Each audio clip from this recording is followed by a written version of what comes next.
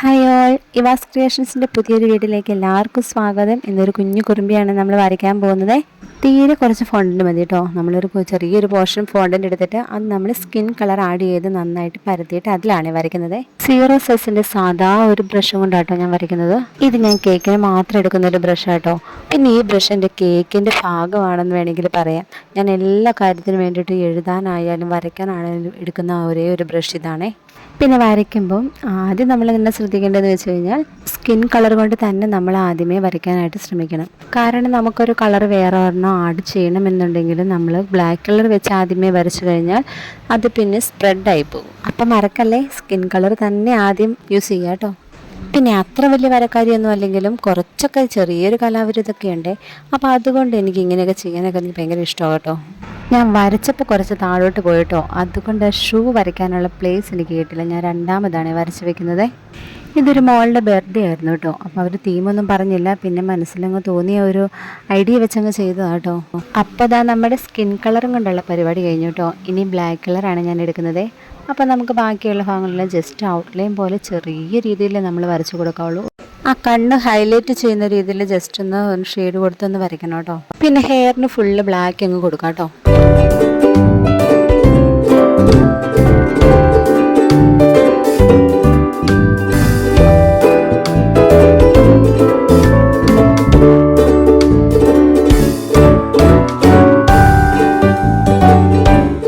ഇനി നമുക്ക് ഈ കുഞ്ഞിക്കുറുമ്പിയെ നമുക്ക് ഊഞ്ഞാലിലിരുത്തിയാലോ. അപ്പോൾ അതിന് വേണ്ടിയിട്ട് ഞാൻ താഴെ അടിയിൽ ചെറുതായിട്ടൊരു ബ്ലാക്ക് കളറും കൊണ്ട് വരച്ച് കൊടുക്കുന്നുണ്ട്.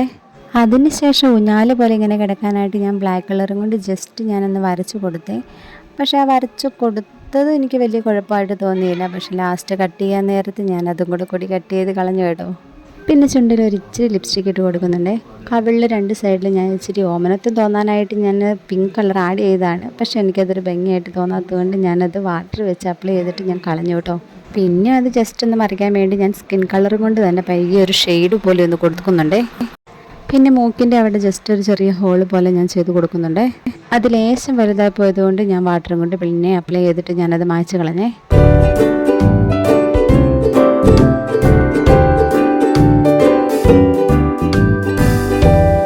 പിന്നെ മുഖത്ത് കയ്യിലൊക്കെ ആയിട്ട് ചെറുതായിട്ട് ഷെയ്ഡ് ചെയ്ത് ഞാൻ കൊടുക്കുന്നുണ്ട് കേട്ടോ.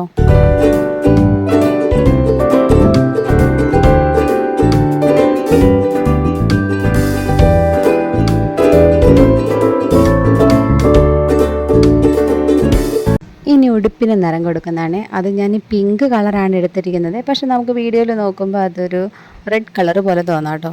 കാലിൻ്റെ അവിടെയായിട്ട് ഞാൻ ജസ്റ്റ് ഇരിക്കുന്നത് പോലെയുള്ള ഒരു എഫക്റ്റ് വരാൻ വേണ്ടിയിട്ട് അങ്ങനെയൊന്ന് വരച്ചതിന് ശേഷം ഇട്ടതാട്ടോ.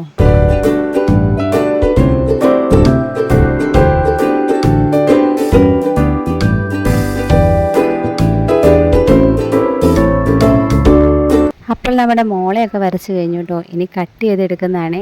അതാണ് ഇച്ചിരി പണിയുള്ളത്. ഊഞ്ഞാലിൻ്റെ വള്ളി സഹിതം ഞാൻ കട്ട് ചെയ്തെടുക്കുന്നുണ്ട്. പക്ഷെ ഞാനത് ലാസ്റ്റ് ഞാൻ കട്ട് ചെയ്ത് കളഞ്ഞു കേട്ടോ ഫുള്ള്.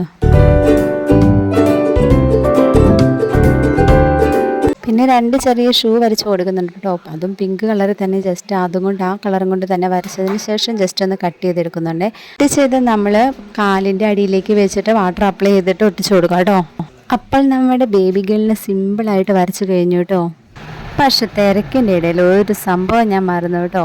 മോൾക്ക് വളയിട്ടില്ല, മാലയിട്ടില്ല, കമ്മലും ഇട്ടില്ല. അപ്പോൾ ഈ വീഡിയോ ഇഷ്ടമായാൽ നിങ്ങളെല്ലാവരും എന്നെ ഒന്ന് സപ്പോർട്ട് ചെയ്യണേ. സബ്സ്ക്രൈബ് ചെയ്യാനും കമൻറ്റ് ചെയ്യാനും ലൈക്ക് ചെയ്യാനും മറക്കല്ല കേട്ടോ. Okay, by.